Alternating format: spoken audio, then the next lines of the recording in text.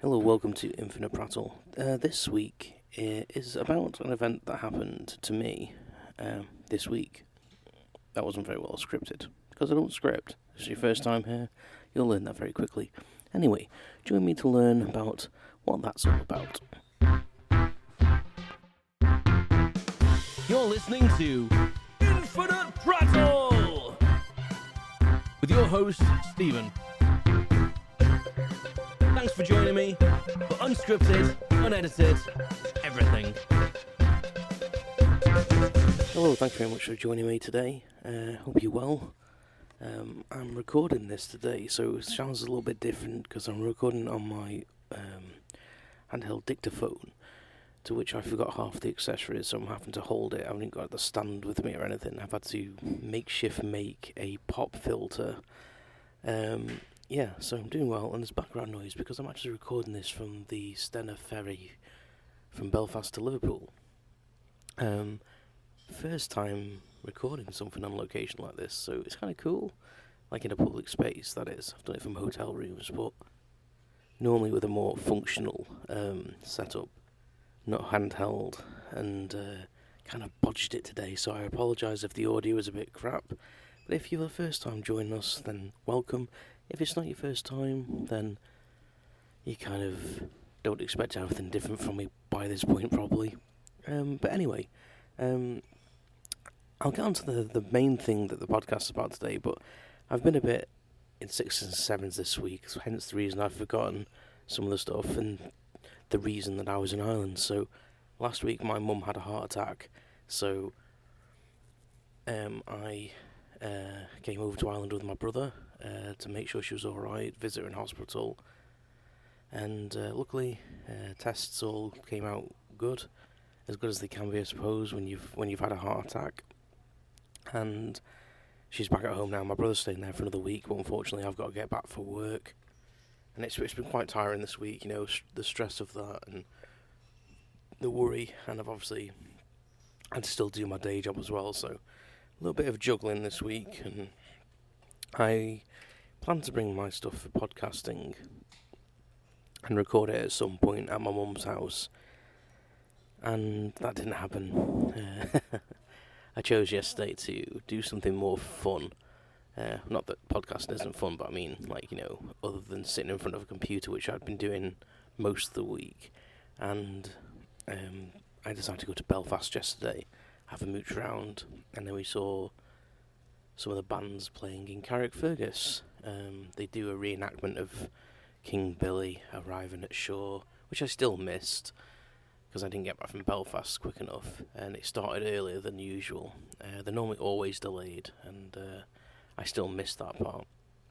I saw some of the bands, and it was a nice experience. It was a lovely, glorious sunny day, and then we had a curry, and after I'd done all that, I thought, you know what, I'll record on the ferry. It might be quite fun to record in a public space. But I'll take a picture and share my current microphone setup. I'm hoping it's coming across okay. It sounds okay-ish, but I don't know. But I'm talking a little bit softer, obviously, because I'm in a public space. So I just want to make sure that I'm not going to disturb other people with my infinite prattle, I suppose. Anyway, the other thing that's happened this week, which is big news, but not as big as probably my mum having a heart attack, although that has turned out so far okay. It's not nice leaving her, though. I wish I could have stayed for another week, but I'm going back with my wife in just under 4 weeks, so that'll be cool. Anyway, the big thing that happened this week is you may have seen the post on the Instagram. If you haven't, then go and look at Infinite Prattle is what I am on all socials. Bit of a plug there. And I try and post stuff about relevant to the podcast if I can. I sometimes forget, so if I do, give me a nudge, because sometimes I'll say, I'll post a picture of that, and I forget. So give me a nudge if I do forget ever, because I am a bit shit. But anyway, so this week I celebrated, on Friday, it'll be 20 years, officially 20 years working for Network Rail, which is the company I currently work for. And nearly 23 years in total working on the railway. So a bit of a milestone in the network rail career, and coming towards a milestone in just my railway career in total, really. So yeah, I just wanted to share kind of how I got into the rail industry and some of the jobs I've had, and just general stuff really, and just kind of let you know a bit more about what I do as a day job. You kind of know I do this as a sideline, and I've got a bit of an audio business that I started a few months ago. So this is what I do as a day job. I work for Network Rail, and I started on the 7th of June, 2004, which for me still doesn't feel too long ago. It feels really, really like a couple of years ago, really. I can't believe it's 20. And even when I reflect onto my whole like railway career in total, I still feel like it's not a massive like time ago, because I started like the end of 2001 when I was still at college as a part-time member of staff. Just kind of what we call that 0-hour contracts in the UK. So you're not really contracted to any fixed hours. They just call you as and when. So I did that. I used to do it after college, weekends, and it paid really well. My dad worked for Virgin Trains at the time, and he basically said, there's this job coming up. I think I've read an excerpt from the book that I'm writing about how he basically told me about the job, but said that I wasn't getting an easy ride, etc. And he told the interviewers that I knew as well to really give me a bit of a hard time, and they did kind of group interviews, and then towards the end of the day, if you were successful, you got an individual interview. And by the time the end of the day came, I was quite tired, and I was thinking, oh God, I hope I've not let me dad down and done everything I need to do. And when I got into the interview room, the girls just laughed at me, the two managers, and they said, we're really sorry. You kind of got the job when you walked in today. As long as you went through the day in the process, you'd have got the job anyway. And I was kind of like happy about that. The fact that it wasn't based on my dad neither. They kind of I suppose they did. They based it on what my dad's character was like, and knowing probably what he'd installed in me, and probably knew that I'd be scared of my dad if I didn't do a good job. But yeah, they kind of like beasted me all day, and for naught really. But I was proud of myself, because I literally put in maximum effort, as Deadpool would say, all day, and I still feel that they would have given me the job even if I'd have been unconnected to any part of the railway. And I did that job for a while. I ended up joining Virgin full time when I left college, because again, in another podcast, I spoke about my want to join the army, and the fact that I was able to. Go back and have a look at that episode. If I remember, I'll tag it in the description. I probably won't know, but I think season 2. It might be one of the extra speak, because new listeners, you may notice this is called Infinite Prattle, but it used to be called Steven Speak. So yeah, I know, I rebranded in Series 4. Probably a really bad mistake, but there you go. So I was kind of in a bit of limbo with work, because I kind of fell into the job at Virgin because I was already working there, and a job come up, and it was kind of mine if I wanted it. I was obviously gutted about not going in the army, but literally had no clue what else I was going to do with my life. So joined full time in like the summer, like probably it was like the June, probably 2002, and I worked there for another 2 years. It was probably a bit later than actually. It's probably like September 2002 when I joined full time. I can't remember. It was something like that. And I worked there until June 2004, in which time I had switched to Network Rail. And the kind of reason was that I was very proactive when I was at Virgin, trying to learn everything I could, work different stations. I worked Manchester Piccadilly in the first class lounge when that got moved, when they redid all the roof, and worked the Commonwealth Games, helping the athletes on and off trains and getting them to buses and ferrying them to the stadium, which was amazing. Met loads of really lovely people. And yeah, I decided to come back to Crewe and work full time because they did offer me a job in Manchester, but I didn't. I didn't want the travel, I think, more than anything. And then I just wasn't getting the promotion. I was struggling to get promotion. I felt like I was being bypassed. I felt almost I'd made myself too useful in the role I was in, and they didn't want to have to replace me. And that sounds big-headed of me, but anyone that listens to this podcast regularly knows that I might seem confident, but when it comes to stuff like that, I'm not. I just try my best. So yeah, I was getting a bit disillusioned, and then I applied to be a train driver after a couple of kind of interviews where, oh, you were really, really good, however. And then there was one interview I went for where they'd done like a reorg, but they just employed everyone that was still doing that job. They just changed the job name. So I was a bit disappointed, but they said that if there was another job, I would have definitely got it. They were very impressed. So I took it that way and thought, brilliant, but it's still not the same as getting the job. And who knows what would have happened if I got that management role. Like, I could have been maybe a high flyer in the train operating company world. And that's not how the cards fell. And after applying for a driver's job at 20, and then getting through some of the process, I was then told I was too young, and they didn't really check my age, which is very silly. But apparently you have to be 21 at the start of the process to drive a train, and even though I was going to be 21 like 6 months later or 5 months later, they couldn't accept my application. So that really pissed me off, if I'm honest with you, and I was super disillusioned after that. And even though I really liked my job, don't get me wrong, I liked my job, but I felt like I wanted a bit more. And I was part of my role was announcing the trains, and they did that from the signal box in Crewe. And I got to know like a lot of the signallers and what they did.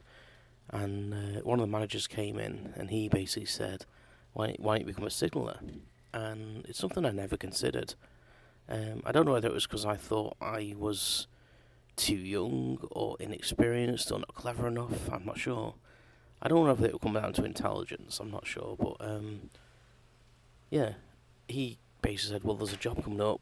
I'll bring you an application form in." And he said, "Fill it in or don't," kind of thing. But I think you'd make a good signaller. So I did. He is now the route director of Network Rail, and I'm now a project operations interface specialist for Network Rail. So in 20 years, I've probably had, how many roles have I had? Probably about 6 or 7, which isn't too many changes. I know some people change the job every year or every 2 years, but a lot of them were in the similar sort of roles. So I ended up going to signalling school, which anyone that ever applies for Network Rail, you have to go to signalling school to train, learn all the rules of signalling trains.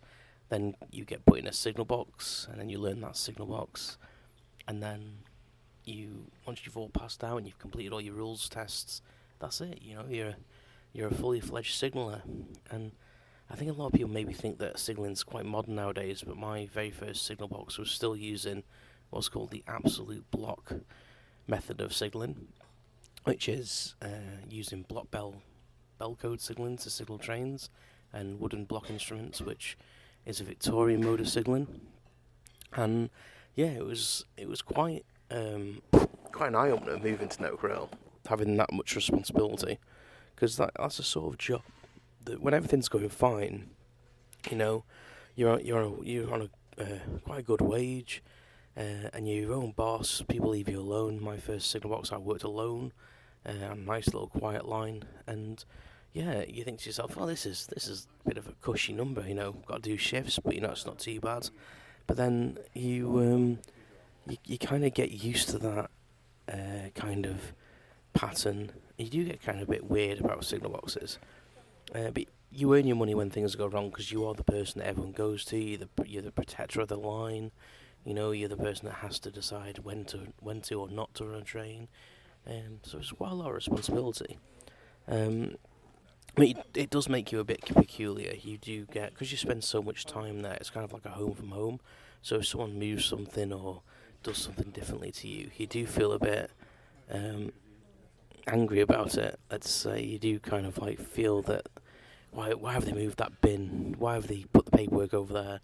And I never thought it'd be like that, but it only took like a couple of months of working on my own to start bitching in my head about people not putting things back. And when I'd come in the signal box, I'd move things around to how I wanted it. Quite fun. I suppose it's the same when people work in offices, how you arrange your desk, etc. It's probably a similar thing. But yeah, I worked there for a couple of years, then got a promotion to that was a grade 2 signal box at the time, and they were all graded. And I moved on to a grade 4, which was at Salop Goods, which is on the Crewe independent lines. A lot of people don't realise there's a separate train track that runs adjacent to Crewe Station. And then I got an upgrade to a next signal box along, which was a grade 6, and that was Sorting Sidings North, my favourite signal box. One of the most risky signal boxes because they do a lot of shunting there, so it's quite easy to, derail a train, etc. But yeah, it was such a good experience for me. And then within a few years, really, 4 years maybe, 3.5 years, I ended up getting a job in Crewe Power Box, which is the big one that controls all of Crewe Station. And I was there for about 4.5 years, and then I became a mobile operations manager, which are the people that go on the track and attend incidents, point failures, etc., and unfortunately fatalities. So I've seen some quite horrendous things. And then I decided to become the signal box manager, and I did that in 2 different locations until I got the opportunity to come across to the job I do now as a secondment, just to try it out kind of thing, cover the role for a bit. I kind of try before you buy for 6 months, and I did that, and then I moved full-time to the position, which was over 2 years ago now, and I can't believe, well, it was about 18 months when I went full-time, and that has flown, and I've learned so much more. I think coming into the role with like 18 years experience, or close to 17 and a half years or so of network rail, you think you know quite a lot, and I quickly realised that I still only knew the tip of the iceberg to so many different things. So the job I do now, which has got a bit of a pretentious name, but it does reflect what I do quite well. So project operations interface specialist. So all the jobs I've had have been within operations, which is basically like frontline stuff, keeping the trains going. Signallers obviously do that. They pull off the signals and set the routes. Moms do that because they, help repair the railway when things have gone wrong. And then managers of the signallers help the signallers keep their competencies, so quite vital role. And then this role I'm doing now is basically from the other side of the fence, where I work now in projects as an expert in operations, in interfacing with other people. So when the engineers, the project managers and whoever need information, or they're looking at something within the railway and asking whether will this work, or how can we do this, or how can we improve it, or stuff like that, it's kind of my role to be kind of like that kind of go-to person, as kind of a touch point to say, right, we want to move this signal, what does it mean for trains, what does it mean for signallers, or we want to change this interface for the signallers, what does that mean? And I have to kind of explain what that would mean, really. And then we'd also speak to the route and speak to the people that are doing it to make sure that I've got it right and what they kind of would want. So I kind of work in like a floaty kind of role between all different interfaces on the railway, and yeah, and a specialist, obviously specialist in ops and the interfacing. So yeah, so that's what I do now, and I didn't think I would stay on the railway for 20 years. I really thought it was going to be a stopgap until I decided what else I was going to do. I always thought I'd be a musician, and maybe I could have been, but when you get a full-time job, and it kind of all came together at the same time. I got the job on Network Rail, my parents divorced the same month, and forced me out to get my own house. Now, if I'd been living alone still, or was living at home, should I say, and not alone, maybe I would have kept up more of my musical stuff. Because I did when I moved out. The first couple of years of living alone, I was still heavy into music, busking a lot, and never been in a band though, until now. But then when I got more and more, probably, responsible jobs, I kind of waned away from the dream of being a musician. But that's coming back again. Being in 2 bands and discovering the spark of music is coming back to me now. So, I'm hoping that that dream's not completely a dead duck. But who knows? Who knows what comes around the corner? I'm going to start busking again, and say I've got a couple of bands going on. So, yeah. Who knows? And who knows what the next 20 years will bring? I've got my own business now. Some people have approached me for work, so that's exciting. But I still love the railway. I learn something every day. Genuinely do. There's always something that someone tells you, stories. And I say I'm writing a book about my experiences, good and bad. Thank you for listening. I hope that wasn't too rambly, and I would recommend the railway as a career for anyone out there that is looking for a role. Like any industry, it has its ups and downs, but in general, it's a cracking industry and very diverse, and there's probably a place for you somewhere. There's a guy in this lounge who's fell asleep and he's snoring really loudly for the past 5 minutes, and I'm hoping that's not come across in the recording, but it'll make it interesting for everyone. Alright, I'm going to leave it there. Thank you very much for listening to Infinite Prattle. My name's been Stephen, and I will speak to you soon. Thanks for listening to Infinite Prattle with your host Stephen. Follow me on social networks at Infinite Prattle, and don't forget to subscribe. Thanks very much.